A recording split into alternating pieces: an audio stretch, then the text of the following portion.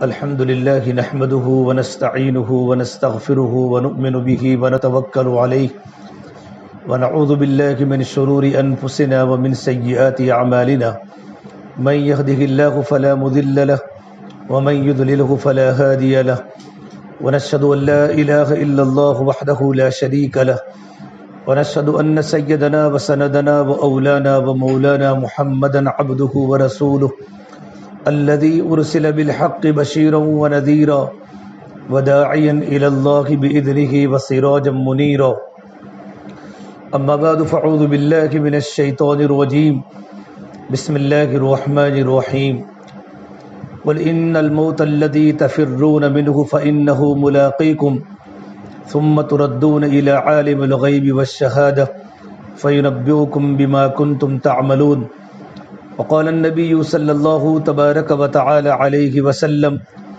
الكيس من دان نفسه وعمل لما بعد الموت والعاجز من أتبع نفسه هواها وتبنى على الله أو كما قال النبي صلى الله تبارك وتعالى عليه وسلم.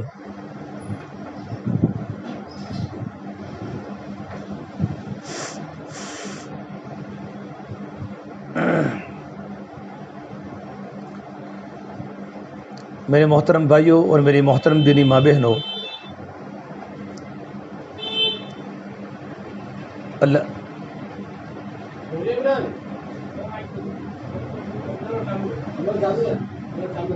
اللہ تبارک و تعالیٰ کا بڑا احسان و کرم ہے کہ اللہ تبارک و تعالیٰ نے ہمیں دین کی بات کو سننے کے لیے یہاں جمع فرمایا. دین کی بات کا سننا بھی عبادت ہے اور دین کی بات کا سنانا بھی عبادت ہے. اللہ کے نبی صلی اللہ تبارک و تعالیٰ علیہ وسلم اللہ تبارک و تعالیٰ کے ارشاد فرماتے ہیں وجبت محبتی للمتجالسین فی، کہ میری محبت ان مستورات پر واجب ہو گئی، ان مردوں پر واجب ہو گئی جن کا آپس میں بیٹھ کر دین کی بات کا سننا یہ اللہ تبارک و تعالیٰ کی رضا کے لیے ہوتا ہے کہ پروردگار عالم ہم سے راضی ہو جائے. میرے محترم دینی ماں بہنوں، میرے بھائیوں، اللہ تعالیٰ نے دنیا کو چندین کی جگہ بنائی ہے. یہ دنیا گزرگاہ ہے، دنیا قیام کا نہیں ہے. جس نے بھی دنیا میں قدم رکھا ہے، مرد ہو یا عورت ہو، بادشاہ ہو یا وزیر ہو، تاجر ہو یا کھیتی باڑی کرنے والا انسان ہو، جس نے بھی دنیا میں قدم رکھا ہے اس کو ایک دن دنیا چھوڑ کر قبر کے حوالے ہونا ہے. اللہ کے نبی صلی اللہ تبارک و تعالیٰ علیہ وسلم نے فرمایا الدنیا مزرعۃ الآخرہ، کہ دنیا تو آخرت کی کھیتی ہے. اللہ تعالیٰ نے جو دنیا میں ہمیں پیدا کیا ہے، اللہ نے ہمیں دنیا میں بیکار پیدا نہیں کیا، بلکہ دنیا میں آنے کا بہت بڑا مقصد ہوتا ہے. دنیا کے اندر جتنی بھی دنیا میں چیزیں ہیں، یہ تمام کی تمام چیزوں کے پیچھے ایک نہ ایک مقصد ہوتا ہے. اللہ تبارک و تعالیٰ فرماتے ہیں اے آدم کے بیٹے، میں نے ساری دنیا کی چیزوں کو میں نے تمہارے لیے پیدا کیا ہے. یا ابن آدم خلقت الاشیاء لاجلک، یہ اللہ نے دنیا میں جتنی بڑی بڑی چیزیں پیدا فرمائی ہیں، یہ آسمان ہے، زمین ہے، سورج ہے، چاند ہے، یہ ستارے ہیں، اور دنیا میں جو بڑے بڑے سمندر ہیں، درخت ہیں، بڑے بڑے جنگلات ہیں، اور ضرورت کے جتنے بھی دنیا میں سامان ہیں جو ہمارے گھروں میں ہیں، ہمارے بدنوں پر جو کپڑے ہیں، ہماری ضرورت کی چیزیں ہیں، یہ تمام کی تمام چیزیں اللہ تبارک و تعالیٰ نے انسانوں کے لیے پیدا کی ہیں. اے آدم کی بیٹی اور اے آدم کے بیٹے، خلقت الاشیاء لاجلک وخلقتک لاجلی، لیکن جو میں نے تجھے پیدا کیا ہے، تیرا دنیا میں آنے کا مقصد میری عبادت ہے کہ تو دنیا میں رہ کر میری بندگی کرے اور میرا نبی صلی اللہ تبارک و تعالیٰ علیہ وسلم کے شریعت کے مطابق زندگی گزارے. اللہ تعالیٰ فرماتے وما خلقت الجن والانس الا لیعبدون، کہ ہم نے انسانوں کو اور جناتوں کو دنیا میں صرف اللہ تبارک و تعالیٰ کو راضی کرنے کے لیے اور اللہ تبارک و تعالیٰ کی عبادت کے لیے پیدا کیا ہے. اللہ نے ہم کو دنیا میں بیکار پیدا نہیں کیا. افحسبتم انما خلقناکم عبثا وانکم الینا لا ترجعون، ہم دنیا میں بیکار پیدا نہیں کیے گئے، بلکہ دنیا میں آنے کے ہمارے بہت بڑے مقاصد ہیں. سب سے بڑا مقصد جو دنیا میں آنے کا، جس کو اللہ نے قرآن کریم میں کہا کہ دنیا میں رہ کر ہم اللہ تبارک و تعالیٰ کی مرضیات کے مطابق زندگی گزارے، اللہ تبارک و تعالیٰ کی بندگی کرے، ایسے اعمال کرے کہ اللہ تبارک و تعالیٰ ہماری زندگی کو دے کر راضی ہو جائے. فرشتے ہمارے عملوں کو دیکھ کر اللہ تعالیٰ کے سامنے رشک کرے. ہماری نمازوں کی پابندی، قرآن کی تلاوت کی پابندی، اللہ تعالیٰ کے ذکر کی پابندی، تسبیحات کی پابندی، ہمارا گھر کا رہن سہن، ہمارا اسلامی معاشرہ، ہمارا لین دین، ہمارے معاملات، ہماری عبادات، یہ ساری کی ساری جو بھی ہم کرتی ہیں وہ اللہ تبارک و تعالیٰ کے مرضیات کے مطابق ہو، کہ ہماری زندگی سے اللہ تبارک و تعالیٰ راضی ہو جائے. اس لیے اللہ کے نبی صلی اللہ تبارک و تعالیٰ علیہ وسلم نے فرمایا کہ دنیا تو آخرت کی کھیتی ہے، الدنیا مزرعۃ الآخرہ. انسان دنیا میں جو بوئے گا وہ آخرت میں کاٹے گا. بہت سے لوگ زمیندار ہوتے ہیں، جو زمینیں جن کے پاس ہے، جو زمینوں کے اندر کھیتی اگاتے ہیں، تو کھیت میں جو اگاتے ہیں وہی باہر کھیتوں کی فصل ہوتی ہے. اگر کھیت میں گیہوں بویا ہے تو گیہوں کاٹیں گے، باجرہ بویا ہے تو باجرہ کاٹتے ہیں، مکئی بوئی ہے تو مکئی کاٹتے ہیں. میری بہنوں، اسی طریقے پر دنیا میں ہم نے جو بھی اعمال کیا ہوگا وہ آخرت میں اس اعمال کا بدلہ ہمیں آخرت میں ملے گا. من عمل صالحا فلنفسی ومن اساء فعلیہا، کہ دنیا میں جو بھی نیک عمل کرے گا، مرد ہو یا جو بھی نیک عمل کرے گی عورت ہو، کہ نیک عمل کا بدلہ اسی کو ملے گا، اور نیک عمل کا بدلہ اللہ تبارک و تعالی آخرت میں جنت کی شکل میں دے گا. اللہ نے جنت، اللہ نے ایمان والوں کے لیے بنائی ہے. ان الذین آمنوا وعملوا الصالحات كانت لهم جنات الفردوس نزلا خالدین فیہا لا یبغون عنہا حولا. اللہ تبارک و تعالیٰ نے جنت جو بنائی ہے بطور مہمانی کے بنائی ہے اپنے ان بندیوں کے لیے جن کی زندگی میں ایمان ہے اور جن کی زندگی میں اللہ تبارک و تعالیٰ کی راضی کرنے والے نیک اعمال ہے، باقیات الصالحات ہے، اللہ تبارک و تعالیٰ کی راضی کرنے والے اعمال ہے. وہ اعمال اور وہ عبادتیں جن سے پروردگار عالم خوش ہو جائے، پروردگار عالم راضی ہو جائے، یہ اللہ تبارک و تعالیٰ اس کا بدلہ اللہ تعالیٰ آخرت میں جنت کی شکل میں دیں گے. اللہ قرآن کریم میں فرماتے، میرے بندے، من عمل صالحا من ذکر او انثى وهو مؤمن، جو بھی میرا بندہ مذکر ہو یا مؤنث، بندہ ہو یا بندی، نیک عمل کرے، اچھے اچھے اعمال کی پابندی کرے، نمازوں کی پابندی کرے، اللہ تعالیٰ کے کلام کی تلاوت کی پابندی کرے، 24 گھنٹہ ہماری زندگی اللہ کے ذکر والی ہو، کھانا بناتے بناتے بھی ہم اللہ کو یاد کرے، گھر میں جھاڑو دیتے دیتے بھی اللہ کو یاد کرے، گھر میں برتن مانجتے مانجتے بھی اللہ تبارک و تعالیٰ کو یاد کرے، ہماری زبان پر اللہ کا ذکر ہو. ہم دنیا کے جتنے بھی گھروں میں کام کریں، چاہے برتن مانجنے کا کام ہو یا گھروں کے دھونے کا کام ہو یا گھروں کی صفائی کا کام ہو یا روٹی پکانے کا کام ہو یا سالن پکانے کا کام ہو، ہماری زبان 24 گھنٹے اللہ کے ذکر سے تر و تازہ رہے. جب ہماری زبان پر اللہ تبارک و تعالیٰ کا ذکر ہوگا، اور اگر ہم کھانا بنائے گی تو وہ لقمے ہمارا شوہر کھائے گا، وہ کھانا ہمارے بیٹے کھائیں گے، تو ہمارے شوہر کا دل نورانی بنے گا، ہماری اولاد کے دل نورانی بنیں گے، ان کے دل میں ایمان کی محبت آئے گی، ان کے دل میں اللہ تبارک و تعالیٰ کی محبت آئے گی، اور ان کے دل میں آپ صلی اللہ تبارک و تعالیٰ علیہ وسلم کی محبت آئے گی. پھر ان کی زندگی اللہ تعالیٰ کے حکموں کے مطابق پڑے گی. میری بہنوں، اللہ فرماتا ہے، من عمل صالحا من ذکر او انثى، نیک عمل کرے تو نیک عمل کا بدلہ دنیا میں کیا ہوگا؟ کہ نیک عمل کا بدلہ اللہ پاک دنیا میں دے گا کہ ہم تمہاری زندگی کو خوشگوار بنائیں گے. فَلَنُحْيِيَنَّهُ حَيَاةً طَيِّبَةً، ہم تمہاری زندگی کو خوشگوار بنائیں گے. حیات طیبہ کا ترجمہ یہ ہے، اللہ تعالیٰ نیک عمل کی بنیاد پر اللہ زندگی میں چین سکون دے گا. چین والی زندگی ملے گی، سکون والی زندگی ملے گی، اطمینان والی زندگی ملے گی، کہ میاں اپنی بیوی سے محبت کرے گا اور بیوی اپنے شوہر سے محبت کرے گی، اور ہماری اولادیں ہماری آنکھوں کی ٹھنڈک کا ذریعہ بنے گی. ہماری اولادیں بڑی ہوگی لیکن ہماری بڑی اولادیں ماں باپ کے اشاروں پر زندگی گزارے گی، ماں باپ کی باتوں کو مانے گی. یہ حیات طیبہ ہے. اور اللہ تعالیٰ ہماری روزی میں برکت دے گا. اگر ہماری آمدنی کم ہوگی لیکن اللہ تبارک و تعالیٰ اس میں اتنی برکتیں دے گا، ہمیں کسی کے سامنے سوال کرنے کی ضرورت نہیں پڑے گی. زندگی خوشی والی اللہ تبارک و تعالیٰ دے گا. یہ تو دنیا کا فائدہ ہے. اور آخرت میں کیا دے گا؟ وَلَنَجْزِيَنَّهُمْ أَجْرَهُمْ بِأَحْسَنِ مَا كَانُوا يَعْمَلُونَ، کہ نیک عمل کا بدلہ میرے اللہ نے آخرت میں جنت کی شکل میں رکھا ہے. جنت اللہ نے ایمان والوں کے لیے بنائی ہے. اصل ہمارا ٹھکانہ جنت ہے. دنیا تو چند دن کا سامان ہے، اور اللہ نے جنت مومنین کے لیے بنائی. وَأُزْلِفَتِ الْجَنَّةُ لِلْمُتَّقِينَ، اللہ نے جنت کو تیار کیا اور اللہ نے جنت کی نعمتوں کو تیار کیا اپنے ان بندوں کے لیے اور اپنے ان بندیوں کے لیے جن کے دل میں اللہ تبارک و تعالیٰ کا ڈر ہے، جن کے دلوں میں اللہ تبارک و تعالیٰ کا یقین ہے، وہ کبھی اللہ کی نافرمانی نہیں کر دی، کبھی بے پردگی کے ساتھ زندگی نہیں گزارتی، غیر محرم سے بغیر ضرورت کے بات نہیں کرتی، بغیر ضرورت کے سفر نہیں کرتی، اللہ کے احکام کی پابندی کرتی ہیں، اور ان کے گھروں میں دینی فضا ہے، ان کے گھروں میں دینی ماحول ہے، تو اللہ تبارک و تعالیٰ ان نیک عمل کا بدلہ اللہ پاک آخرت میں جنت کی شکل میں دے گا۔ اور میری بہنوں، اللہ نے جنت ایسی بنائی ہے ما لا عین رأت، نہ کسی آنکھ نے دیکھی ہے، ولا اذن سمعت، نہ کبھی کان سے کبھی جنت کے تذکرے ہم نے سنے ہیں، اور نہ کبھی ہمارے دل پر جنت کے تصورات ہمارے دلوں پر گزرے ہیں۔ عجیب اللہ نے جنت بنائی ہے۔ ایمان والا یا ایمان والے جب دنیا سے جاتی ہیں تو دنیا سے جانے کے بعد جب قبر میں اتارا جاتا ہے تو قبر میں اتارنے کے بعد اگر اس کی زندگی نیکی والی تھی، اس کی زندگی میں اللہ تعالیٰ کے احکام کی پابندی تھی، تو اللہ پاک قبر میں جنت کو اللہ تعالیٰ بتاتا ہے، جنت کی کھڑکی کھل جاتی ہے اور جنت کی کھڑکی سے جنت کی ہوائیں آتی رہتی ہیں، اللہ اس کی قبر کو کشادہ کر دیتا ہے، تا انتہا اس کی قبر چوڑی ہو جاتی ہے، اور وہ اللہ تبارک و تعالیٰ کا بندہ اور وہ اللہ تبارک و تعالیٰ کی بندی قیامت تک جنت کے مزے قبر میں لڑتی رہتی ہے۔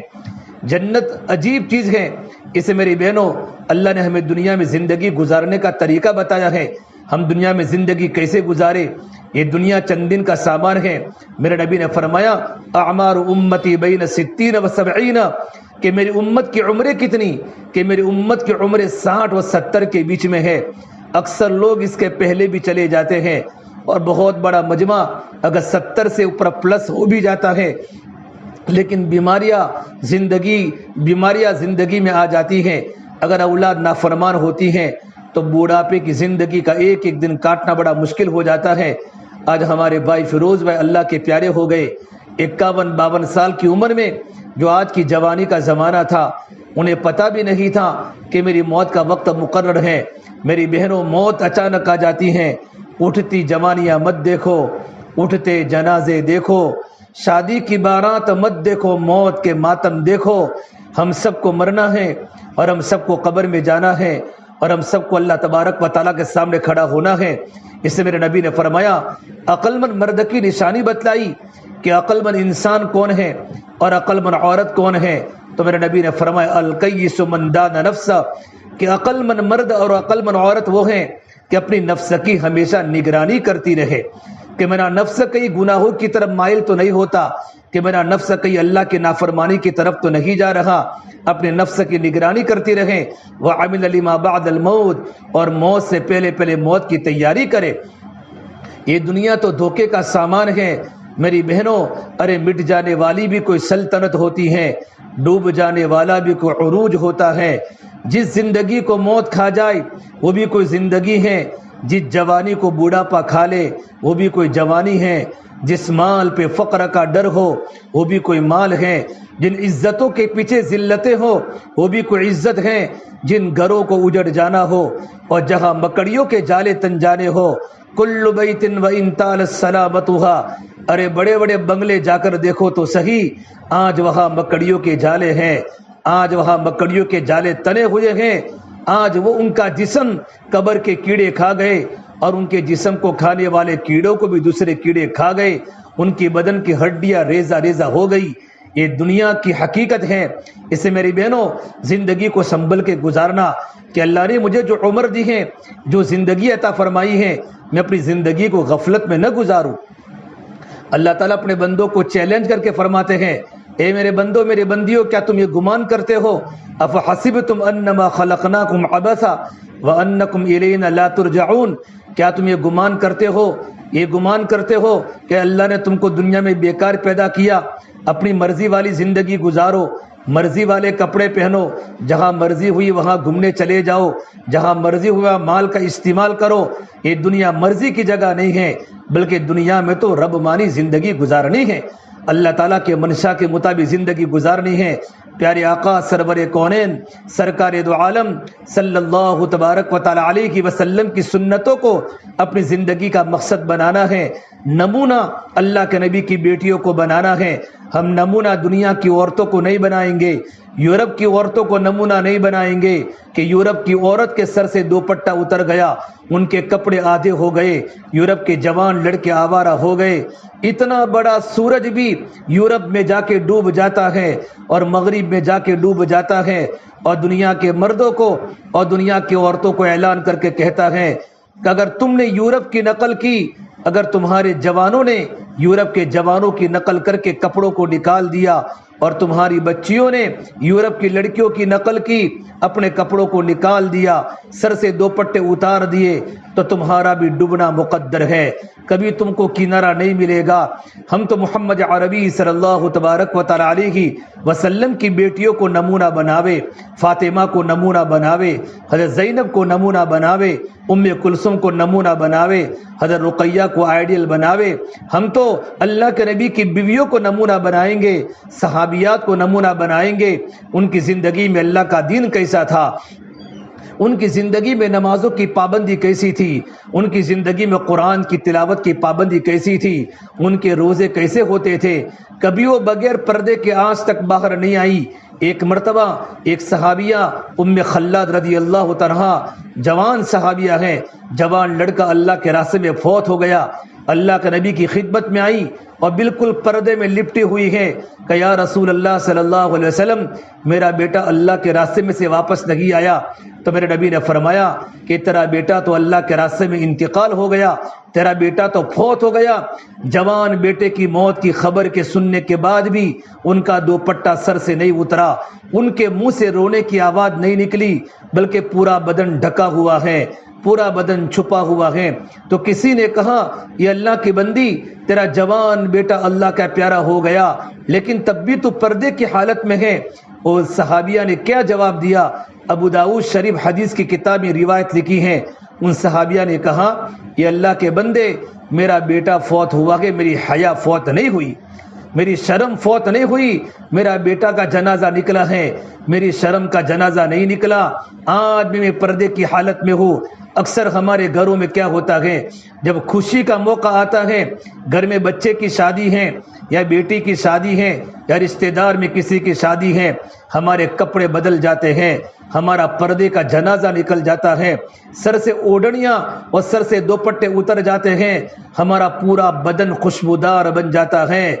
بہت بڑے اللہ والے حضرت عمر بن عبدالعزیز فرمایا کرتے تھے، اگر کسی انسان کی دینداری کو دیکھنا ہو تو صرف مسجد میں با جماعت نمازی کو مت دیکھو وہ کتنا دیندار ہے، رمضان کے روزے کو دیکھ کر اس کی دینداری کا اندازہ مت لگاؤ، اس کی سخاوت کو دیکھ کر اس کی دینداری کا اندازہ مت لگاؤ، اس کی شادی دیکھ لو، اس کے گھر میں شادی کیسے ہوتی ہے، اس کے بچوں کی شادی کیسی ہوتی ہے، کہ شادی میں جب انسان خوشی کے موقع پر اللہ کے نبی کی سنتوں کو پابندی سے پکڑتا ہے، اللہ کے حکم کو پابندی سے پورا کرتا ہے، اپنے گھروں میں رسم و رواج کو زندہ نہیں کرتا بلکہ سنتوں کو زندہ کرتا ہے، تو اللہ تعالیٰ کی نگاہ میں وہ اللہ کا بندہ دیندار ہے۔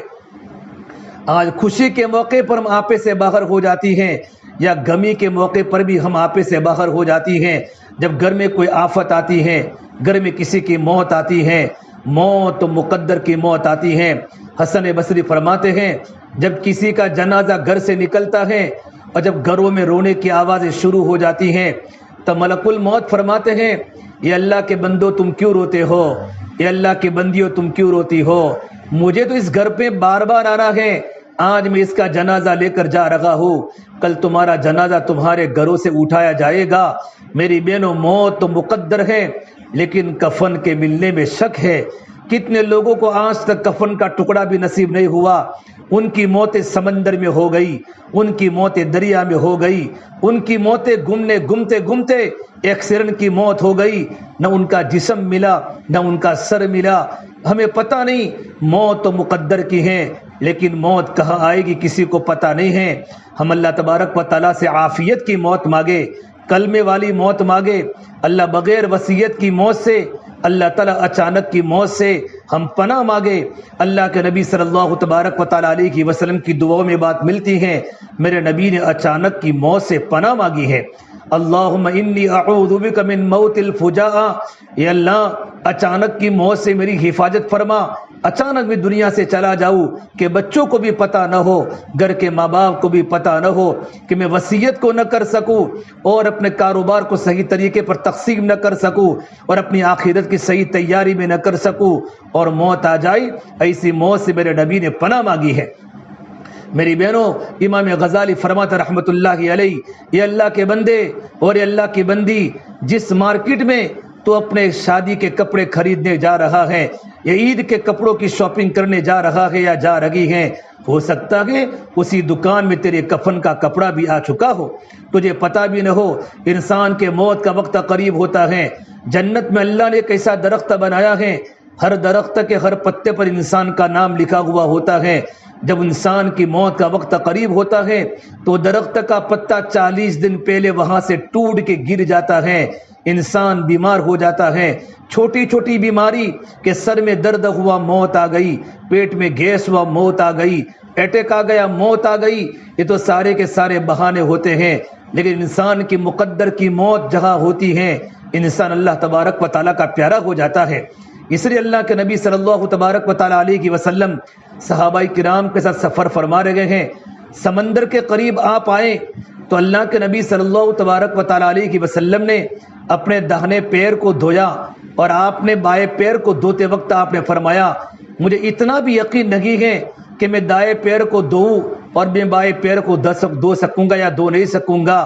اللہ کے نبی ہمیشہ موت کی فکر کی تیاری میں رہتے تھے، اور میرے نبی نے فرمایا اگر انسانوں کو معلوم ہو جائے کہ موت کے وقت کتنی تکلیف ہوتی ہے اور قبر میں کتنی تکلیف ہوتی ہے تو لوگ اپنے مردوں کو دفنانا چھوڑ دے۔ پھر میرے نبی نے فرمایا میں قبر کی حالات کو جانتا ہوں، اگر قبر کی حالات لوگوں کے سامنے آ جائے تو لوگ اپنے گھروں میں سونا چھوڑ دے، لوگوں کا ہنسنا کم ہو جائے، ان کا رونا زیادہ ہو جائے اور جنگلوں میں چیختے چلاتے جنگلوں میں چلے جائے، کبھی زندگی میں اچھے کپڑے نہ پہنے۔ یہ تو اللہ نے قبر کے عذاب کو اللہ نے پردے میں رکھا ہے، قبر کی نعمتوں کو بھی اللہ نے پردے میں رکھا ہے۔ قبر یا تو جنت کے باغوں میں سے ایک باغ ہے یا تو جہنم کے گڑھوں میں سے ایک گڑھا ہے۔ میرے نبی نے فرمایا حضرت میرے نبی کے پیارے داماد عثمان ذی النورین رضی اللہ تعالی عنہ، جن کے نگاہ میں اللہ کے نبی کی 2 بیٹیاں یکے بعد دیگر آئی، جب ان کا گزر قبرستان کے پاس سے ہوتا تھا، اتنے بڑے صحابی ہزاروں بار دنیا میں جنت کی بشارت مل چکی ہے کہ عثمان جنتی ہے، لیکن جب قبرستان کے پاس سے گزرتے تھے اتنا روتے تھے کہ روتے روتے ان کی داڑھی تر ہو جاتی تھی، حتی تبل لحیتہ۔ کسی نے کہا یا عثمان انت تذکر الجنت والنار فلا تبکی وتبکی من ھذا، تمہارے سامنے جنت کا تذکرہ ہوتا ہے، تمہارے سامنے جہنم کا تذکرہ ہوتا ہے، جنت کے جہنم کے تذکرے کے سن کر بھی آپ اتنا نہیں روتے جتنا قبر کے تذکرے سے روتے ہیں۔ حضرت عثمان نے فرمایا ان القبر منزل من منازل آخرہ، کہ قبر تو آخرت کی منزلوں میں سب سے پہلی منزل ہے۔ فإن نجا منہ فما بعدہ ایسر من، کہ جو انسان قبر سے نجات پا گیا، قبر میں نجات مل گئی اور قبر میں کامیاب ہو گیا تو بات کی ساری منزلیں آسان ہو جائے گی۔ وإن لم ينجو من فما بعدہ اشد من، اگر قبر میں ہی منکر نکیر کے سوالات کے جوابات مشکل پڑ گئے، جواب نہ دے سکا اور قبر کی منزل باری ہو گئی تو بات کی ساری منزلیں مشکل ہو جائے گی۔ میرے بھائیو میری بہنوں، یہ جنازہ حضرت عمر فاروق فرمایا کرتے تھے کسی کا گھر میں جنازہ اٹھنا سارے گھر والوں کی نصیحت کو حاصل کرنے کے لیے کافی ہے۔ کفا بالموت واعدا، ایک انسان کا گھر سے جنازہ اٹھنا، اس کے بھی تو بچے تھے، بچیاں تھی، اللہ ان کو صبر جمیل عطا فرماوے، اللہ ان کے والدین کو صبر جمیل عطا فرماوے، اللہ ان کی اہلیہ کو صبر عطا فرماوے، اللہ ان کے بھائیوں کو صبر جمیل عطا فرماوے، اللہ ان کی قبر کو اے اللہ جنت کا باغ بناوے، جنت الفردوس میں اعلیٰ مقام عطا فرماوے، کربٹ چین سکون عطا فرماوے۔ لیکن ان کے دل میں بھی بڑی آرزو تھی، بڑی امیدیں تھی، میں یہ کرنے والا ہوں اپنے بچوں کے لیے، میں یہ کرنے والا ہوں، لیکن انہیں کہاں معلوم تھا کہ موت کا فرشتہ میرے قریب کھڑا ہے۔ ہر ایک انسان کو اپنی آخرت کی تیاری کرنی چاہیے۔ کفا بالموت واعدا، کہ انسان کی نصیحت کے لیے کسی کا جنازہ کافی ہے۔ آج ہمارے گھر پر بچے آتے ہیں، اسکول کا وقت ہوتا ہے تو ماں تیار ہو جاتی ہیں، بچے کا توشہ تیار کرتی ہیں، بچے کا اسکول کا ڈبہ، اسکول کی بیگ تیار کرتی ہیں، بیٹا جلدی سے ناشتہ لے لے، جلدی سے تیرا ڈبہ لے لے۔ اسکول جانے کی تیاری ماں کرتی ہیں، اچھے کپڑے پہلاتی ہیں، یونیفارم پہلاتی ہیں، سر میں تیل ڈالتی ہیں۔ ایک وہ دن آتا ہے، بچہ گھر پر آیا، ماں کا جنازہ پڑا ہوا ہے، ماں جلدی سے میرا ٹفن بنا دے، مجھے ناشتہ دے دے، مجھے پیسے دے دے، میرے اسکول کا وقت قریب ہو چکا ہے۔ وہ ماں اپنے بچوں کو دیکھ کر کھڑی ہو جاتی تھی، مارے خوشی کے اپنے باہوں کو پھیلاتی تھی۔ آج ماں کا جنازہ پڑا ہوا ہے، چھوٹے چھوٹے بچے کہتے امی جان بھوک لگی ہے، ایک طرف باپ رو رہا ہے، ایک طرف چچا رو رہا ہے، ایک طرف انسان رو رہے ہیں کہ بیٹا آج تیری ماں کا جسم پڑا ہوا ہے، کچھ مدت کے بعد بھی اور کچھ منٹ کے بعد تیری ماں کا جنازہ قبر کے حوالہ کیا جائے گا، کبھی تجھے ماں کا جسم نہ دکھے گا، ماں کا ہنستا ہوا چہرہ نہ دکھے گا۔ کتنے بچے ماں کے بغیر رہ گئے، یہ لاک ڈاؤن میں چھوٹے چھوٹے بچے ماں باپ کے بغیر رہ گئے، ان کے عید بغیر باپ کے ہوئی، ان کے رمضان بغیر ماں کے ہوئے۔ اللہ نے ہمیں زندگی دی ہے، ہم زندگی کی قدر کریں۔ یہ دنیا کھیل کود کی جگہ نہیں ہے، یہ دنیا تو ذمہ داری پوری کرنے کی جگہ ہے، اور یہ دنیا تو آخرت کی تیاری کرنے کی جگہ ہے۔ ہم دنیا میں آزاد نہیں ہیں، بلکہ دنیا میں آخرت کی تیاری کرے، آخرت والے اعمال کرے۔ اللہ کے نبی صلی اللہ تبارک و تعالی علیہ وسلم نے اپنے پیارے صحابی حضرت ابو ذر غفاری کو فرمایا، اے ابو ذر کشتی مضبوط بنا لو، دریا بڑا گہرا ہے، اور اے ابو ذر کمر کو ہلکی رکھو، پل صراط بڑا کٹھن ہے، اور اے ابو ذر توشہ ساتھ لے لو، منزل بڑی دور ہے۔ یہ توشہ کون سا توشہ ہے؟ یہ ہمارے اللہ کے دین کی محنت، نمازوں کی پابندی، پردے کی پابندی، قرآن کریم کی تلاوت کی پابندی، اپنے بچوں کی دینی تربیت کرنا، اپنے بچوں کو دین سکھانا، اپنے بچوں کا دینی مزاج بنانا، اپنے بچے کو اسلامی معاشرت سکھانا، یہ سارا کا سارا توشہ ہے۔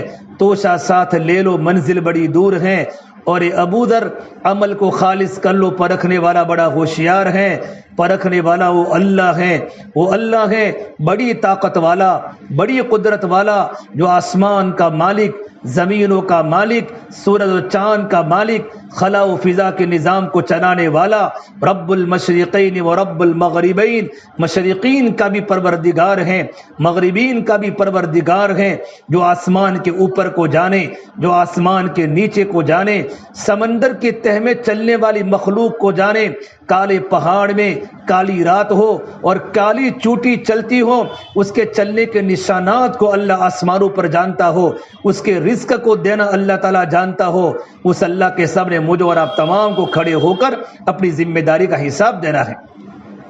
میرے آقا صلی اللہ تبارک و تعالی علیہ وسلم نے فرمایا، جب انسان دنیا سے جاتا ہے، ایک بار اللہ کے نبی ابراہیم علیہ السلام نے ملک الموت سے کہا، اے ملک الموت، تو اللہ تعالیٰ کے نیک بندوں کی روح قبض کیسے کرتا ہے، اور اللہ تبارک و تعالیٰ کے گنہگار بندوں کی، جن کی زندگی میں نماز کی پابندی نہیں، قرآن کی تلاوت کی پابندی نہیں، جو نمازوں کو چھوڑتے ہیں اور اسلام کے خلاف زندگی گزارتے ہیں، فاسق ہوتے ہیں، فاجر ہوتے ہیں، کھلم کھلا بھی گناہ کرتے ہیں اور چھپ کر بھی گناہ کرتے ہیں، تو ان کی روح کو کیسے قبضہ کرتا ہے؟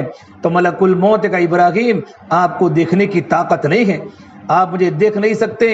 ابراہیم علیہ السلام نے اصرار کیا، کیونکہ ابراہیم علیہ السلام اللہ تبارک و تعالیٰ کے خلیل تھے، خلیل اللہ کا لقب ملا، بڑے بڑے امتحانات میں اللہ نے ابراہیم علیہ السلام کو کامیاب کیا، بڑی مجاہدوں کے ساتھ زندگی ابراہیم علیہ السلام نے گزاری۔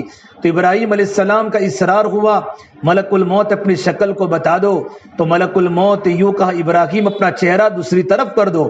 پھر ملک الموت اپنی حیت کو بدلا، پھر کہا ابراہیم تم میری طرف دیکھو۔ جب ابراہیم علیہ السلام نے ملک الموت کے چہرے کو دیکھا، اتنا بڑا لمبا فرشتہ ہو گیا کہ سر آسمان پر ہیں، پیر زمین پر ہیں، اور ان کی شکل کالی کالی ہے، ان کے آنکھوں سے انگارے گر رہے ہیں، ان کے منہ سے انگاروں کی لپٹیں نکل لگی ہیں، ان کے بدن کے بال تیر کی طرح کھڑے ہوئے ہیں۔ اتنی ڈراؤنی شکل، اتنی بھیانک شکل کو دیکھ کر ابراہیم علیہ السلام بے ہوش ہو گئے۔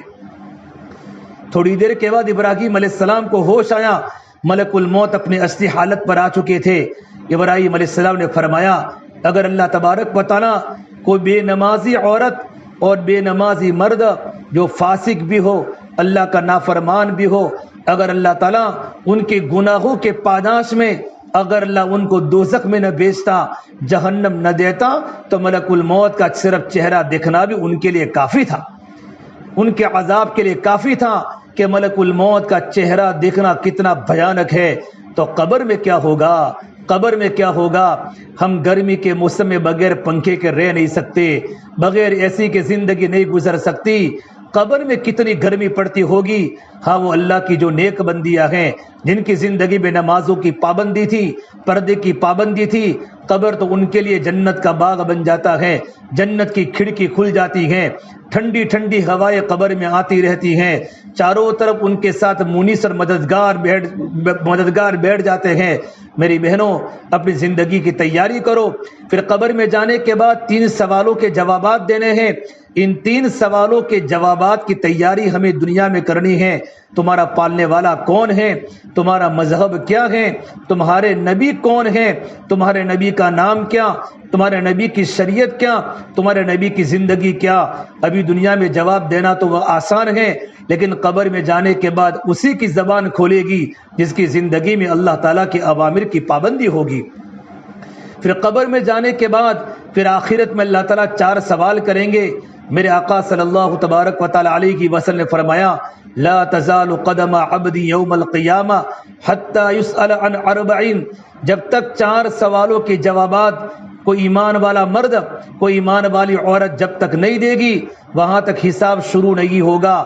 پسینے میں ڈوبے ہوئے ہوں گے، پسینہ ہوگا، سورج 1 بالش سے قریب ہوگا، زمین تانبے کی ہوگی، کوئی گھٹنوں کے بل پسینے میں ہوگا اور کوئی سر کے بل پسینے میں ہوگا، کوئی پیٹھ کے بل پسینے میں ہوگا۔ یہ میدان محشر کی گرمی ہوگی۔ سب سے پہلے رب العالمین اپنی زندگی کے بارے میں سوال کرے گا ان عمری فیما افناہ، اے میرے بندے، اے میری بندی، تو نے اپنی زندگی کو کہاں کھپائی؟ کیا کپڑوں کو بنانے میں، یا فیشن پرستی میں، اور گھر کے فرنیچروں میں، اور روزانہ کپڑوں کے بدلنے میں، اور روزانہ لباسوں کے بدلنے میں تو نے زندگی گزاری؟ اچھے کپڑے بھی پہن سکتے ہیں، اللہ تعالیٰ کی فرما برداری کے ساتھ اچھے گھر میں بھی رہ سکتے ہیں، اللہ کی حکموں کی پابندی کرنے کے ساتھ سونے و چاندی کے زیورات پہن سکتے ہیں۔ اللہ تعالیٰ نے دیا ہے، اللہ تعالیٰ کے دیے ہوئے کو ظاہر کرنا یہ بھی اللہ تعالیٰ کی سنت ہے، ظاہر کر سکتی ہیں، لیکن اللہ کی حکموں کی پابندی کے ساتھ۔ مال اللہ تبارک و تعالیٰ کی بڑی نعمت ہے، لیکن ایسے انسان کے لیے جو نیک آدمی ہو، نعم المال للرجل الصالح، کہ مال تو اللہ تبارک و تعالیٰ کی نعمت ہے، دیندار مرد کے لیے بھی اور دیندار عورت کے لیے بھی، لیکن اگر مال ہے لیکن زندگی میں دین نہیں ہے تو یہ مال تو فتنہ ہوگا، مال تو وبال ہوگا، مال خواہشات پر لگے گا، اپنے نفس کے چونچلوں پر مال لگے گا، گھومنے پھرنے پر مال لگے گا، اللہ کے دین کے مصارف پر مال لگنا بوجھ بن جائے گا۔ یہ مال نہ غریبوں پر لگے گا، نہ مسکینوں پر لگے گا، نہ بیواؤں پر لگے گا، نہ اللہ کے دین کے مصارف پر لگے گا، اس لیے کہ زندگی میں دین نگی ہے، زندگی میں اللہ کا حکم نگی ہے۔ سب سے پہلا سوال ہوگا تو نے اپنی زندگی کو کہاں کھپائی؟ اس سے میری بہنوں، یہ دنیا چند دن کا سامان ہے، یہاں کے سکھ تھوڑے ہیں، یہاں کے دکھ زیادہ ہیں، یہاں کی مسکراہٹیں تھوڑی ہیں، یہاں کی چیخیں زیادہ ہیں، یہاں کی آبادی تھوڑی ہے، یہاں کی ویرانی زیادہ ہے، یہاں کا ہنسنا تھوڑا ہے، یہاں کا رونا زیادہ ہے۔ یہ دنیا تو مکڑی کا جالا ہے، یہ دنیا تو دھوکے کا سامان ہے۔ میرے نبی نے فرمایا اگر اللہ تبارک و تعالیٰ کے نزدیک دنیا کی قدر و قیمت ایک مچھر کے پر کے برابر بھی ہوتی تو اللہ تبارک و تعالیٰ اپنے نافرمان کو ایک گھونٹ پانی بھی نہ پلاتے۔ آج اللہ کے نافرمانوں کے پاس بڑے بڑے بنگلے بھی ہیں، بڑے بڑے محل بھی ہیں، بڑے بڑے بزنس بھی ہیں، بڑے بڑے مالز بھی ہیں۔ اللہ تبارک و تعالیٰ اپنے نافرمان کو ایک گھونٹ پانی نہ پلاتا۔ اس سے اندازہ لگائیے اللہ تعالیٰ کے دین کی قدر ہے، دینداروں کی قدر ہے، دیندار بہنوں کی قدر ہے، دیندار خواتین کی قدر ہے، دیندار مردوں کی قدر ہے۔ اللہ کے دنیا داروں کی قدر نہیں ہے، لیکن دینداری کے ساتھ اگر دنیا بھی ہے تو نور علی نور۔ دینداری کے ساتھ اللہ نے اچھا مکان بھی دیا ہے، اچھے مکان میں رہنے، اچھے کپڑے پہنے، یہ اللہ تعالیٰ کی نعمت کا استعمال کرے، لیکن سب سے پہلے اللہ کے حکموں کی پابندی کرے۔ اللہ کے حکموں کی پابندی میری بہنوں ضروری ہے۔ ہماری زندگی کے بارے میں سوال ہوگا، ہم نے صبح کیسے گزاری، ہم نے شام کیسے گزاری۔ ہم 24 گھنٹے کا ایسا نظام الاوقات میری بہنوں ہم بنا دے کہ ہمارا وقت اللہ تعالیٰ کی عبادت میں لگے، ہم راتوں کو جلدی اٹھ جاوے، راتوں کا سونا ہمارا جلدی ہوگا تو صبح کا اٹھنا ہمارا جلدی ہوگا۔ عام طور پر ہمارے جمال پور میں لڑکے بھی رات کو لیٹ سوتے ہیں، بچے بھی رات کو لیٹ سوتے ہیں، گھر کی عورتیں بھی راتوں کو لیٹ سوتی ہیں۔ یہ راتوں کو لیٹ سونا یہ مومنین کی صفات نہیں ہوتی، راتوں کو لیٹ سونا اللہ کے نیک بندوں کی صفت نہیں ہوتی۔ اللہ کے نیک بندے، اللہ تعالیٰ کی نیک بندیاں راتوں کو جلدی سو جاتی ہیں۔ جب رات کے 3-4 بجتے ہیں تہجد کا وقت شروع ہو جاتا ہے، پھر وہ اللہ کے سامنے کھڑی ہو جاتی ہیں، شوہر بھی اٹھتا ہے، بیوی بھی اٹھتی ہیں، اور دونوں میاں بیوی گرمی کے موسم میں ٹھنڈے پانی سے اور ٹھنڈے موسم میں ٹھنڈے پانی سے وضو کر کے نماز پڑھتی ہیں، اللہ کے سامنے روتی ہیں۔ اللہ ان گھروں پر اپنی رحمتیں اتارتا ہے، برکتیں اتارتا ہے۔ چھوٹے چھوٹے بچے گھروں میں سوئے ہوئے ہیں، ان کے کانوں میں آواز پڑتی ہے کہ میرے ابو بھی رو رہے ہیں، میری اماں بھی رو رہی ہیں، اللہ کے سامنے رو رہی ہیں۔ میری بہنوں، دنیا میں جتنے بڑے بڑے اولیاء بنے، چاہے وہ سیدنا عبد القادر جیلانی رحمۃ اللہ کی علیہ ہو، غوث پاک رحمۃ اللہ کی علیہ ہو، معین الدین چشتی اجمیری ہو، نظام الدین اولیاء ہو، حضرت صابر کلیری ہو، حضرت مولانا الیاس رحمۃ اللہ کی علیہ ہو، جو ہمارے سروں کے تاج ہیں، ان کے پیچھے ان کی ماؤں کی قربانیاں ہیں، ان کی ماؤں کا راتوں کا رونا ہے، ان کی بزرگوں کے پیچھے۔ ان کی مائیں تقوی والی تھی، ان کی ماؤں نے کبھی شک والا لقمہ اپنی اولاد کو نہیں کھلایا، بغیر وضو کے اپنی اولادوں کو دودھ نہیں پلایا۔ آج ماں بھی واٹس ایپ پر چلتی ہے، فیس بک پر چلتی ہیں، بچے تو ماں باپ کی نقل کرتے ہیں۔ آپ نے گھر میں دیکھا ہوگا، ماں نماز پڑھتی ہے تو بیٹا نماز پڑھتا ہے، ماں مصلی بچھاتی ہیں تو چھوٹے چھوٹے بچے گھر میں مصلی بچھاتے ہیں، ماں رکوع کرتی ہے تو بیٹا رکوع کرتا ہے، ماں سجدہ کرتی ہے تو بیٹا سجدہ کرتا ہے، کہ گھر کی اولاد ماں باپ کی نقل کرتی ہیں۔ میری بہنوں، ہم جیسا کریں گے ویسے ہماری اولاد کرے گی۔ اگر اولادوں کو دیندار بنانا ہو، اولادوں کو عاشق رسول بنانا ہو، اولادوں کو اللہ تعالیٰ کا فرما بردار بنانا ہو، اپنی زندگیوں کو ٹھیک کرنا پڑے گا، اپنی زندگیوں کو دینداری میں لانا پڑے گا۔ ابھی 24 گھنٹے کا نظام بناوے، تہجد کی نماز پڑھ کے تھوڑا سا آرام کرے، فجر کی اذان کے پہلے ہم اٹھ جاوے، اپنے شوہروں کو اٹھا کر ان کو مسجدوں میں بھیجے، اپنے جوان لڑکوں کو مسجدوں میں بھیجے۔ ہم گھروں پر نماز پڑھنے کی عادت نہ ڈالے، گھروں پر نماز صرف عورتیں پڑھے گی، ہاں مرد نفل پڑھ سکتا ہے، سنتیں پڑھ سکتا ہے، تہجد پڑھ سکتا ہے، گھر میں اشراق پڑھ سکتا ہے، اوابین پڑھ سکتا ہے، لیکن فرض نمازوں کے اللہ نے خدا کے گھر بنائے ہیں۔ میرے نبی نے فرمایا، جو لوگ راتوں کے اندھیروں میں مسجدوں کی طرف جاتے ہیں، ان کو کل قیامت کے میدان میں نور تام کی خوشخبری سناؤ۔ بشر المشائین فی الظلم الی المساجد بالنور التام یوم القیامہ۔ ہمارے جوان لڑکے فجر میں مسجدوں کی طرف جا رہے ہو، وہ گھر کا ماحول کتنا نورانی ہوگا، اس کے لیے سب سے پہلے مستورات کو مضبوط بننا پڑے گا۔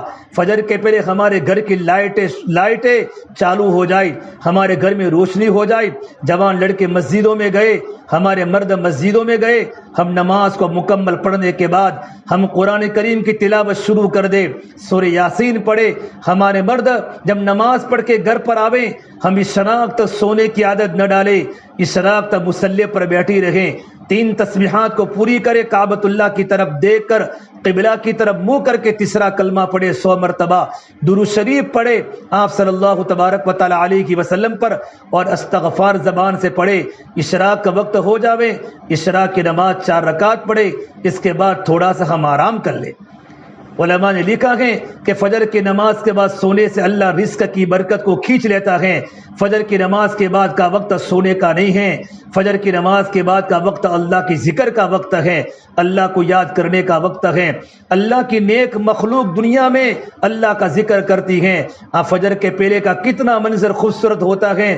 جو لوگ گھروں سے مسجدوں کی طرف جاتے ہیں ان کے کان میں آواز پڑی ہوگی، اللہ تبارک و تعالیٰ کی مخلوق پرندے صبح سویرے چہچہاتے ہیں، اللہ کو یاد کرتے ہیں، اللہ کا ذکر کرتے ہیں۔ اللہ کے نافرمان بندے گھروں میں سوئے ہوتے ہیں۔ آج کتنے گھروں نے صبح کا سورج نہیں دیکھا، کتنے جوان لڑکوں نے سورج کو نکلتے نہیں دیکھا۔ وہ 9 بجے اٹھتے ہیں، 10 بجے ان کا ناشتہ ہوتا ہے، رات کو دیر سے سونا ہوتا ہے۔ یہ نظام ایمان والوں کا نہیں ہے، یہ تہذیب مسلمانوں کی نہیں ہے، یہ تہذیب تو یورپ کی تہذیب ہے۔ میرے بھائیوں میری بہنوں، اپنی زندگی کا نظام بناؤ، اپنے گھروں میں کھانے کے وقت پر کھانا کھاوے، ہمارے بچے سنت کے مطابق کھانا کھاوے، ہمارے بچے سنتی لباس پہنے۔ اللہ نے قرآن کریم میں فرمایا یا ایھا الذین آمنوا قوا انفسکم واہلیکم نارا وقودھا الناس والحجارہ، اے ایمان والو اپنے آپ کو اپنے گھر والوں کو جہنم کی آگ سے بچاؤ جس کا ایندھن انسان و پتھر ہوگا۔ یہ قرآن کریم میں اللہ تعالیٰ نے ذمہ داری دی ہے کہ خود کو بھی جہنم کی آگ سے بچاؤ اور اپنی اولادوں کو جہنم کی آگ سے بچاؤ۔ خود بھی نماز کے پابند بنو، اپنی اولادوں کو نماز کے پابند بنو، خود بھی پردے کی پابند بنو اور اپنی بچیوں کو پردے کی پابند بناؤ۔ جب ماں پردہ کرے گی تو گھر میں جوان لڑکی پردہ کرے گی۔ ماں کی زندگی میں اللہ کا دین ہوگا، اولاد کی زندگی میں اللہ کا دین ضرور آئے گا۔ میرے نبی نے فرمایا ان قریب تم قیامت کے پہلے دیکھو گے کہ تمہارے محلوں میں ایسی عورتیں دیکھیں، ایسی لڑکیاں دیکھیں، رب کاسیات عاریات، ایسی لڑکیاں تمہیں دکھے گی کہ کپڑا پہننے کے باوجود بغیر کپڑے کے دکھے گی۔ صحابہ نے کہ اللہ کے نبی صلی اللہ تبارک و تعالی علیہ وسلم کپڑا پہننے کے باوجود بغیر کپڑے کے کیسے دکھے گی؟ تو میرے نبی نے 2 ترجمے کیے، اتنے کپڑے تنگ پہنے گی، اتنے فیٹ عورتیں کپڑے پہنے گی کہ ان کا بدن کا اوبھار باہر دکھائی دے گا، نصیب و فراز باہر دکھائی دے گا۔ تو میرے نبی نے فرمایا قیامت کا انتظار کرو۔ اور دوسرا مطلب بتایا اتنے باریک لباس پہنے گی، اتنے اونچے کپڑے پہنے گی، اتنا ململ کا باریک کپڑا پہنے گی کہ ان کے بدن کا اندر کا حصہ باہر دکھائی دے گا۔ ایسی عورتیں اور ایسی بچیاں اگر تمہیں بازار میں دکھے، تمہارے محلے میں دکھے تو قیامت کا انتظار کرو۔ میری بہنوں اپنی زندگی کا لباس چوڑا بناؤ، اس طریقے پر لباس پہنے ہمارا بدن کا کوئی عضو باہر نہ دکھے، بغیر ضرورت کے گھر سے بالکل باہر نہ نکلے۔ وقرن فی بیوتکن ولا تبرجن تبرج الجاہلیۃ الاولی، یہ اللہ نے قرآن کریم میں کہا یہ عورتوں جتنا ہو سکے اپنے گھروں میں زیادہ ٹھہرا کرو، بغیر ضرورت کے زمانے جاہلیت کی عورتوں کی طرح بازار میں مت جاؤ۔ اللہ کے نبی صلی اللہ تبارک و تعالی علیہ وسلم کی تعلیمات ہماری زندگی میں آئی۔ ایک مرتبہ آپ صلی اللہ تبارک و تعالی علیہ وسلم کے ساتھ صحابہ کا مجمع بیٹھا ہوا ہے۔ میرے نبی نے پوچھا بتاؤ عورت کی سب سے بڑی خوبی کیا ہے؟ عورت کی سب سے بڑی خوبی، عورت کی سب سے اچھی صفت کیا ہے؟ صحابہ نے الگ الگ جواب دیے۔ کسی نے کہا یا رسول اللہ جو صدقہ کرنے والی ہو، اور کہا یا رسول اللہ جو روزہ رکھنے والی ہو۔ حضرت علی رضی اللہ تعالی عنہ چپکے اس مجلس سے اڑ کر اپنے گھر پر جا کر اپنی بیوی فاطمہ کو پوچھا کہ فاطمہ اللہ کے نبی کی مجلس میں بات چل لگی ہے کہ عورت کی سب سے بڑی خوبی کیا ہے؟ حضرت فاطمہ یہ اللہ کے نبی کی بیٹی ہے۔ حضرت فاطمہ نے کہا اے میرے پیارے شوہر علی میرے نبی کو جا کر بتا دو عورت کی سب سے بڑی خوبی یہ ہے عورت نے زندگی ایسی گزاری ہو کہ بالغ ہونے کے بعد اس کی نظر کبھی کسی غیر محرم پر نہ پڑی ہو، غیر محرم پر نہ پڑی ہو۔ اور آگے کی عجیب بات فرمائی گھر کی کوٹھڑی میں اس طرح زندگی گزاری ہو کہ غیر محرم کی نظر اس پر بھی نہ پڑی ہو۔ جب یہ بات حضرت علی رضی اللہ تعالیٰ عنہ حضور کے سامنے فرمائی، میرے آقا صلی اللہ تبارک و تعالی علیہ وسلم اپنی بیٹی کی بات کے سننے کے بعد سرکار مدینہ کا چہرہ 14ویں چاند کی طرح چمکنے لگا۔ پھر آپ نے فرمایا فاطمہ تو بدعۃ منی، کہ فاطمہ تو میرے جگر کا ٹکڑا ہے۔ جس نے میری بیٹی فاطمہ سے محبت کی اس نے مجھ سے محبت کی، اور جس نے مجھ سے محبت کی وہ میرے ساتھ جنت میں داخل ہوگا۔ میری بہنوں اپنی زندگی کو سادہ بناؤ. سب سے پہلے آخرت میں سوال ہوگا تم زندگی کیسے گزار کے آئی ہو. اپنے گھروں میں سادگی لاؤ, اپنی زندگی میں سادگی لاؤ, اپنے کپڑوں میں سادگی لاؤ, بچوں کی دینی تربیت کرو. دوسرا سوال اللہ تبارک و تعالی جوانی کے بارے میں کرے گا. حالانکہ زندگی میں جوانی آ گئی, بچپن آ گیا, بڑھاپا آ گیا, لیکن مستقل جوانی کے بارے میں سوال ہوگا. ان شبابگی فیم ابلاہ, اے میرے بندے, اے میری بندی, تو نے جوانی کہاں لگائی؟ چونکہ جوانی یہ اللہ تبارک و تعالیٰ کی بڑی نعمت ہے. جوانی اگر نیکی میں گزری تو ٹھیک ہے, اکثر جوانوں کی جوانی گناہ میں گزر جاتی ہیں. اکثر جوان بچیاں گناہوں کی عادی بن جاتی ہیں. جوانی میں لمبے لمبے سجدے, لمبے لمبے رکوع ہو سکتے ہیں, لمبی لمبی نمازیں ہو سکتی ہیں, لمبا لمبا ذکر ہو سکتا ہے. بڑھاپے میں تو بھیڑیا بھی ولی بن جاتا ہے. اصل تو اللہ تبارک و تعالیٰ کی نگاہ میں جوانی کی عبادت ہے. جوان کا صدہ اللہ کو بہت پسند ہے. میرے نبی نے فرمایا کل قیامت کے میدان میں 7 انسان اللہ تعالیٰ کے عرش کے سائے کے نیچے ہوں گے. ان میں وہ نوجوان بچہ بھی ہوگا اور وہ بچی بھی ہوگی جن کی جوانی اللہ تعالیٰ کی عبادت میں گزری ہو, کبھی اللہ کی نافرمانی نہ کی ہو, جوانی اللہ کی عبادت میں گزاری, بے داغ جوانی, کبھی غلط بات ان کی نہ بازار میں آئی ہو, ان پر غلط بات کا دھبا نہ لگا ہو, نماز کی پابند ہو, قرآن کی تلاوت کی پابند ہو, بچپن سے کی پردے کی پابند ہو, 24 گھنٹے زبان اللہ کے ذکر سے مربوط ہو. اگر ایسی زندگی گزاری ہے تو کل قیامت کے میدان میں اللہ پاک اپنے عرش کے سائے کے نیچے رکھیں گے.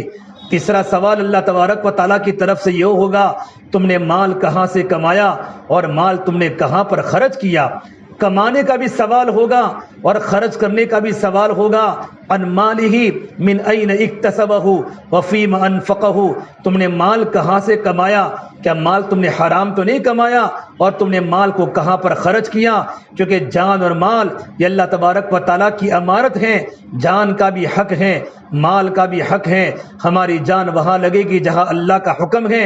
ہماری صلاحیت, ہماری انرجی, ہماری طاقت اور ہماری جو اللہ نے جان دی ہے وہ وہاں لگے گی جہاں اللہ کا حکم ہے, اور ہمارا مال بھی وہاں لگے گا جہاں اللہ کا حکم ہے. ہمارا مال فیشن پر نہیں لگے گا, ہمارا مال خواہشات پر نہیں لگے گا, ہمارا مال اپنے من کے چوچلوں کی پورا کرنے پر نہیں لگے گا. یہ مال اللہ تبارک و تعالیٰ کی نعمت ہے. اللہ نے کسی کو مال دیا ہے, اللہ نے کسی کو مال نہیں دیا ہے. غریب بھی اللہ کے امتحان میں ہے, مالدار بھی اللہ کے امتحان میں ہے. حلالھا حساب و حرامھا عذاب, حلال مال پر تو اللہ کے سامنے حساب دینا ہوگا اور حرام مال پر تو اللہ کا عذاب طے شدہ ہے.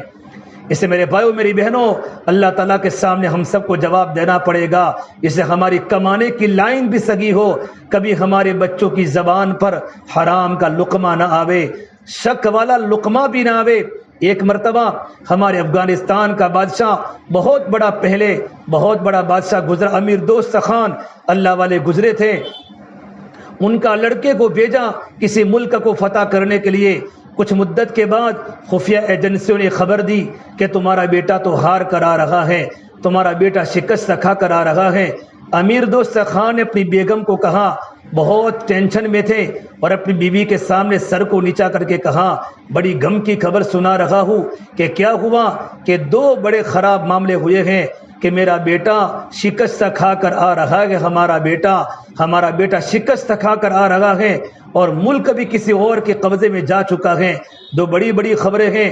ان کی بیوی نے کہا, بادشاہ سلامت, میرا بیٹا سر تو کٹا سکتا ہے لیکن میرا بیٹا سر کو جھکا نہیں سکتا, میرا بیٹا بزدل ہو ہی نہیں سکتا. بادشاہ سمجھے کہ عورتوں کی عام طور پر عادت ہوتی ہے بات کو نہ ماننے کی.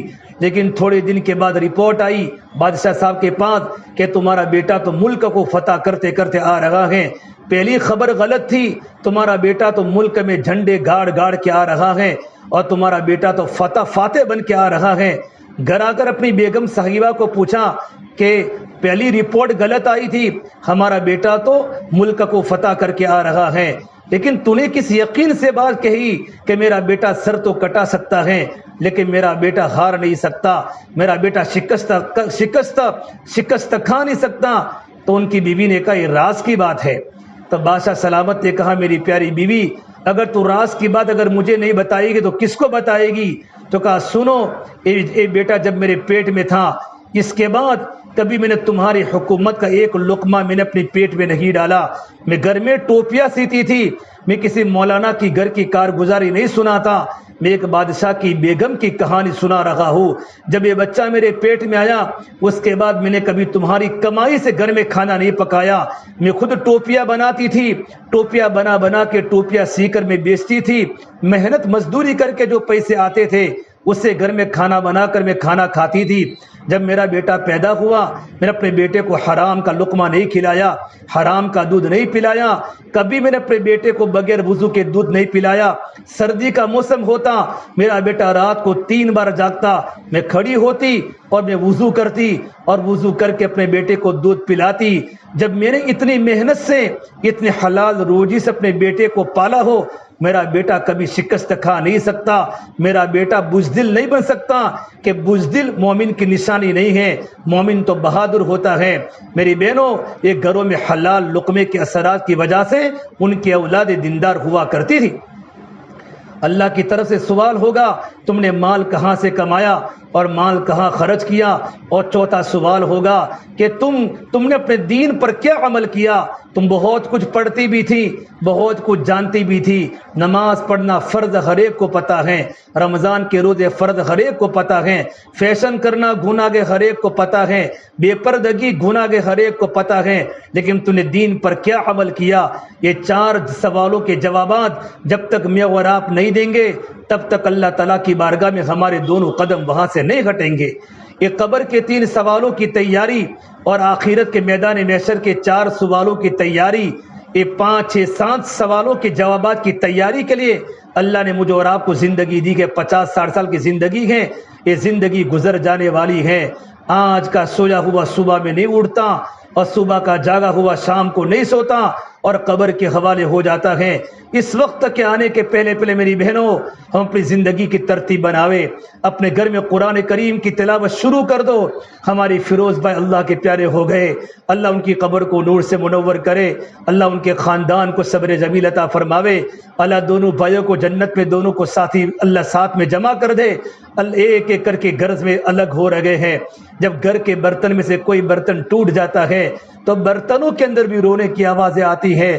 یہ تو ہم ساتھ میں بیٹھتے بھی تھے، ساتھ میں کھانا کھاتے بھی تھے، بچے ساتھ میں رہتے بھی تھے، اچانک گھر کا بڑا انسان جب گھر سے چلا جاتا ہے دل پر ہر ایک کو گزرتی ہے، لیکن ہمیں اسلام نے صبر کی تلقین کی ہے۔ الذین اذا اصابتهم مصیبہ قالوا انا للہ وانا الیہ راجعون، جب پر بھی تم پر کوئی مصیبت آوے تو فوراً صبر کرے۔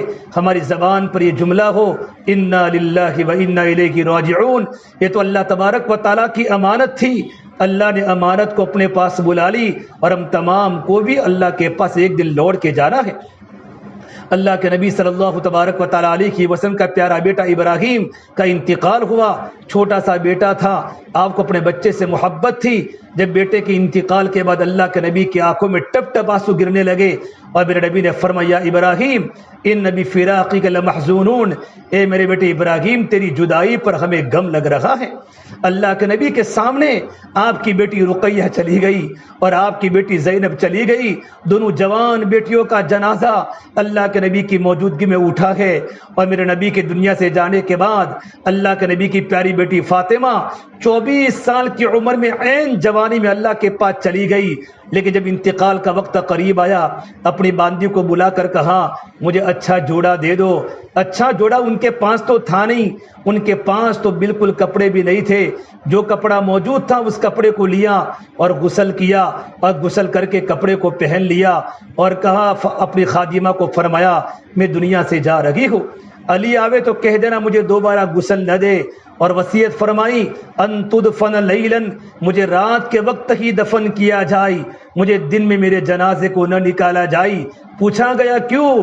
کہ آج تک میرے جسم کو کسی نے نہیں دیکھا کہ نبی کی بیٹی دبلی ہے یا نبی کی بیٹی موٹی ہے یا نبی کی بیٹی کا قد لمبا ہے یا چھوٹا ہے، میں چاہتی ہوں میرے دنیا سے جانے کے بعد میرا جنازہ بھی کوئی نہ دیکھے۔ یہ اللہ کے نبی صلی اللہ تبارک و تعالیٰ علیہ وسلم نے اپنی بیٹی کی تربیت کی تھی۔ میری بہنوں، زندگی میں کوئی مزہ نہیں ہے۔ اگر زندگی میں نیک اعمال کی پابندی ہے تو ہم زندگی کو گزارنے کا مزہ آئے گا۔ اس لیے ان کے لیے وصال ثواب کرے۔ فرض ہر فجر کی نماز کے بعد 3 مرتبہ سورہ اخلاص، سورہ فلق اور سورہ ناس، یہ 3 مرتبہ اگر آپ پڑھو گے، اللہ پاک آپ کو دنیا کی مصیبت سے اللہ آپ کی حفاظت کرے گا، اور پڑھ کر وصال ثواب بھیج دوں گے تو 3 کلام پاک کا ثواب صبح میں ملے گا اور 3 کلام پاک کا ثواب شام کو ملے گا۔ قبرستان جمعہ کے دن ہم جایا کرے۔ میرے نبی نے کہا قبرستان جایا کرو، مردوں کو فرمایا کہ قبرستان میں جانے کی وجہ سے دلوں پر موت سامنے آ جاتی ہے اور زندگی گزارنا آدمی کو آسان ہو جاتا ہے۔ اس سے میری بہنوں، میرے بھائیوں، میں اپنی بات کو ختم کر رہا ہوں۔ ان کے انتقال کے بعد بیان کرانا اس صرف کافی نہیں ہے، ہم ان کے لیے ایصال ثواب بھی کریں۔ ان کے بچوں کی نگرانی کرنا، ان کے بچوں کے سروں پر ہاتھ پھرنا، اور ان کی اہلیہ کے 5 ہماری مستورات جا کر تسلی کی باتیں کرے، رونے دھونے کی بات نہ کرے، تسلی کی بات کرے، اور ان کے بچوں کی خوشی غمی کے موقع پر ساتھ دینا کہ بیٹی کو اپنے ابا کے جانے کا احساس نہ ہو کہ میرے ابا آج موجود نہیں ہے۔ لڑکیوں والا گھر ہے، پہلے بھائی کی بھی 3 لڑکیاں تھی، اس بھائی کی بھی 3 لڑکیاں ہیں، اور ایک لڑکا گھر میں موجود ہے۔ جس گھر میں بچیاں زیادہ ہوتی ہے، جب باپ کا سایہ سروں سے اڑ جاتا ہے، ان بیٹیوں کے دلوں پر کیا گزرتی ہے تو اللہ جانتا ہے۔ لیکن چچا اگر مضبوط ہوتے ہیں، خاندان مضبوط ہوتا ہے، تو بیٹی کو باپ کے اٹھنے کا صدمہ نہیں ہوتا۔ ہماری ذمہ داری بنتی ہے کہ ان بچوں کی خبرگیری کرے، ان کو اسلامی ماحول میں، اسلامی سانچے میں ڈالے، اور ان کے لیے ایصال ثواب ہم کرتے رہے اور محبت سے زندگی گزارے۔ چھوٹی موٹی باتوں پر لیٹ گو کر کے زندگی گزارے۔ جب گھر میں سب جمع ہوتے کبھی جھگڑا بھی ہو جاتا ہے، لیکن دلوں کو بالکل پاک کرے، دلوں سے کینہ کو پاک کرے۔ ہر ایک کو دنیا چھوڑ کر قبر میں جانا ہے۔ اللہ نے مجھے اور آپ کو قبر کی تیاری کرنے کا موقع دیا ہے۔ اس لیے آج ہم جتنے بھی ہم سے گناہ ہوئے ہیں، ہم اللہ سے توبہ کریں۔ نمازوں کے بعد دعائیں قبول ہوتی ہیں، آج سے نمازوں کی پابندی کرے۔ جو ہماری نمازیں چھوٹ گئی ہیں ان کی ہم قضا کریں، جو روزے ہمارے چھوٹ گئے ان کے قضا کریں۔ اگر ان کے کوئی معاملات لین دین کے باقی ہیں، ان کے معاملات کو جلدی سے ہم صفائی کر لیں۔ کسی کا ان کا آپس میں کوئی مناسب نامناسب اگر کوئی چیز تھی تو ہم ان کے پاس جا کر صلح صفائی کر لیں، کیونکہ انسان دنیا سے جب جاتا ہے تو پاک صاف ہو کر جاتا ہے، تو قبر میں پکڑ دکڑ نہیں ہوتی۔ اللہ کے نبی صلی اللہ تبارک و تعالیٰ علیہ وسلم کسی مقروض کی نماز جنازہ نہیں پڑھاتے تھے۔ آپ فرماتے ان پر کسی کا قرضہ ہے تو کہاں قرضہ ہے، تو آپ فرماتے کوئی انسان ہے جو ان کی قرضے کی ذمہ داری لے لے۔ اگر کوئی انسان کھڑا ہو جاتا قرضے کی ذمہ داری تو آپ ان کی نماز جنازہ پڑھاتے تھے، ورنہ یہ جنازہ صحابہ کے حوالے کرتے تھے۔ یہ ہم سب کی ذمہ داری ہے۔ قبر میں جانے کے بعد کی دنیا الگ ہے۔ ایک جگہ میں نماز جنازہ پڑھانے کے لیے گیا، بہت بڑا مجمع کھڑا تھا۔ کسی نے کہا قبر پر یہ مٹی ڈالو، کسی نے کہا قبر پر یہ مٹی ڈالو اور قبر پہ مہندی لگاؤ۔ ایک بہت بڑے مفتی صاحب میرے پاس کھڑے، انہوں نے فرمایا اوپر کیسے بھی مٹی ڈالو، اندر کی دنیا الگ ہے، اندر کی دنیا الگ ہے۔ اندر مٹی نہیں دیکھی جائے گی، اندر تو اعمال دیکھے جائیں گے، اندر تو اعمال دیکھے جائیں گے۔ کیا لے کر آئے ہو، کیا لے کر آئے ہو، وہاں مال نہیں دیکھا جائے گا، وہاں کپڑے نہیں دیکھے جائیں گے، وہاں تو نمازیں دیکھی جائے گی، اللہ کے احکام دیکھے جائیں گے، اللہ کے نبی کی سنتیں دیکھی جائے گی۔ اس لیے میری بہنوں میرے بھائیوں، آج سے ارادہ کرو زندگی ہماری گناہوں سے پاک صاف رہیں۔ اگر ہم سے گناہ ہو چکے ہیں ہم اللہ سے توبہ کریں۔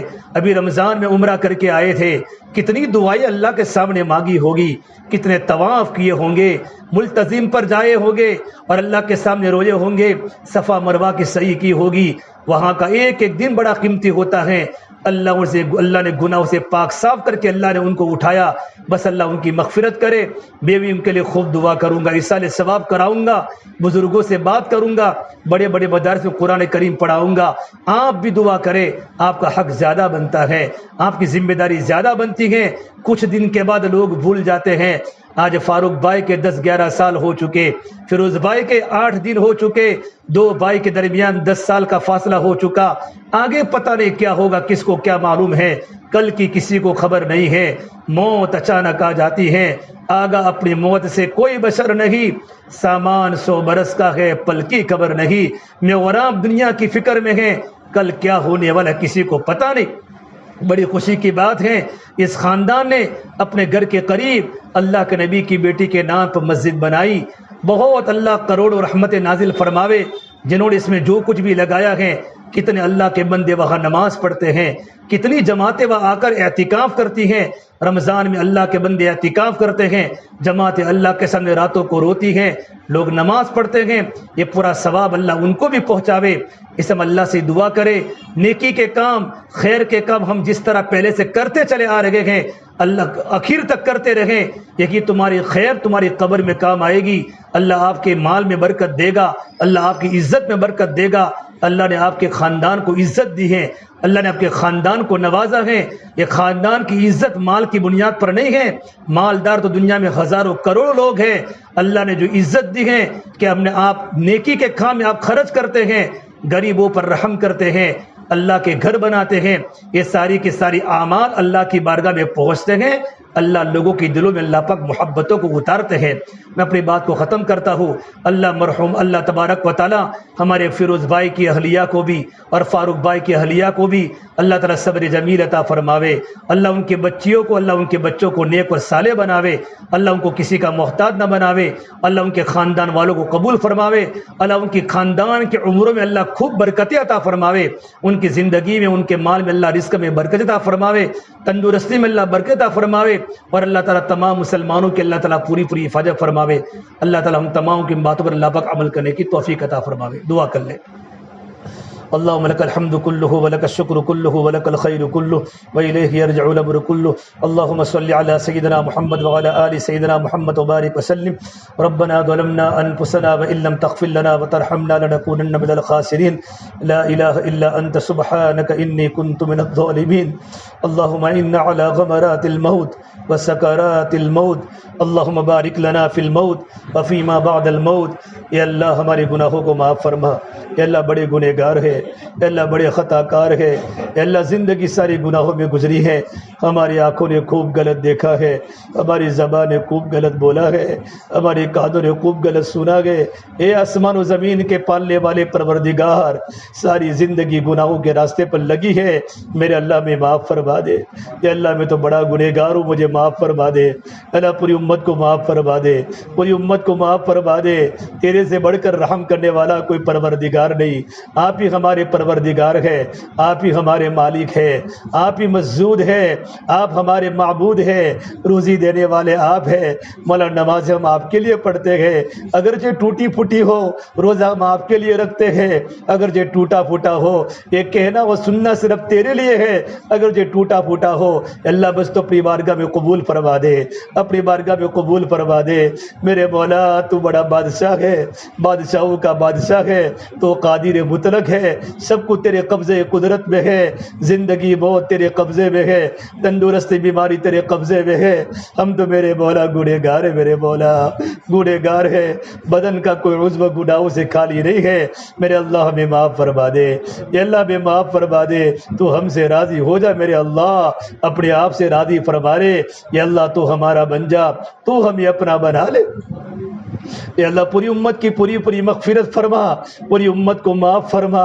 اے اللہ تیرے کمزور بندے مسجد سے دور ہو چکے ہیں, اے اللہ مسجد سے دور ہو چکے ہیں, بازاروں کے عادی بن چکے ہیں, نفسانی خواہشات کے مطابق زندگیاں ہماری گزر رہی ہے. ہمیں معاف فرما دے میرے مولا. تیرا ڈر ہمارے دل میں نہیں آتا, اتنے سارے حالات آنے کے بعد بھی ہماری زندگیاں نہ پلٹی, ہمارے آنکھوں میں آنسو نہ آئے, ہمارے کانوں میں اچھا سننا نہیں ہوا, ہمارا وجود نافرمانی کی طرف چلتا رہا. میرے مولا تو ہمیں کھانا کھلاتا رہا, ہم تیری نافرمانی کرتے رہے. تو ہمیں پانی پلاتا رہا, ہم تیری نافرمانی کرتے رہے. تو ہماری فیکٹریوں کو چلاتا رہا, ہم حرام کے سود میں پھنستے رہے. تو نے نعمت دینے میں کوئی کسر نہیں چھوڑی, ہم نے تجھے ناراض کرنے میں کوئی کسر نہیں چھوڑی. اللہ ہمیں معاف فرما دے, ہمیں معاف فرما دے. ہماری جوانی کی حفاظت فرما دے, جوانی کی حفاظت فرما دے. اے اللہ اے مرحوم کی قبر کو نور سے منور فرما دے. اسے کیا معلوم تھا میری زندگی کا آخری دن ہے. اے اللہ تیرے پاس آئے گئے، اے اللہ تیرے پاس آئے ہیں تو ان کو تیرا دیدار نصیب فرما، جنت کی نعمت عطا فرما، قبر کو جنت کا باغ بنا دے، کروٹ کروٹ چین سکون عطا فرما۔ اے اللہ بھائی فاروق کی قبر کو بھی نور سے منور فرما، اے اللہ ان کی قبر کو نور سے منور فرما، ان کی قبروں کو نور سے منور فرما۔ اے اللہ اے اللہ اے اللہ ان کے اولادوں کو صبر جمیل عطا فرما، ان کے گھر والوں کو صبر جمیل عطا فرما، ان کے بھائیوں کو صبر جمیل عطا فرما، ان کے ماں باپ کو رشتہ داروں کو صبر جمیل عطا فرما۔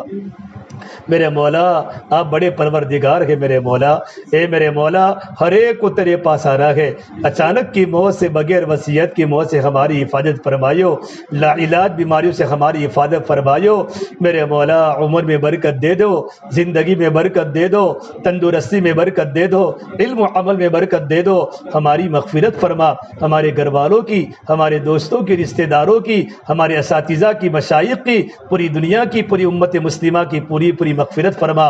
یا اللہ ہر ایک کے حالات کو دور فرما، رحمت والی برکت والی یا اللہ کھیتیوں کو سیراب کرنے والی بارش عطا فرما، یا اللہ آفتوں سے ہماری حفاظت فرما، اس خاندان کو اللہ تو عزت عطا فرما، عزت عطا فرما، عزت عطا فرما، ان کے رزق میں، تندرستی میں، صحت میں، علم و عمل میں اللہ برکت عطا فرما، اللہ خیر کے وجود کے آنے کا ذریعہ بنا، شر کے بند کرنے کا ذریعہ بنا، خیر کے وجود کے آنے کا ذریعہ بنا، شر کے بند کرنے کا ذریعہ بنا، اس پورے چھپا وارڈ کو قبول فرما، گھر گھر میں دین و دین کی محنت کو زندہ فرما دے، اللہ نوجوانوں کو راتوں کو رونے والا بنا، بچیوں کو با پردہ بنا، ان کے بچوں کو نیک و دیندار بنا، میرے مولا تیرے پیارے نبی صلی اللہ علیہ وسلم جتنے خیر کی دعائیں مانگی، ہم بھی تیرے سامنے خیر کا برکتوں کا سوال کرتے ہیں، ہمارے اور پوری امت کے حق میں مقدر فرما، ہمارے بچوں کی مغفرت فرما، نیک بنا، صالح بنا، متقی بنا، ہمارے والد مرحوم کی قبر کو نور سے منور فرما، ہماری والدہ کی عمر میں برکت عطا فرما،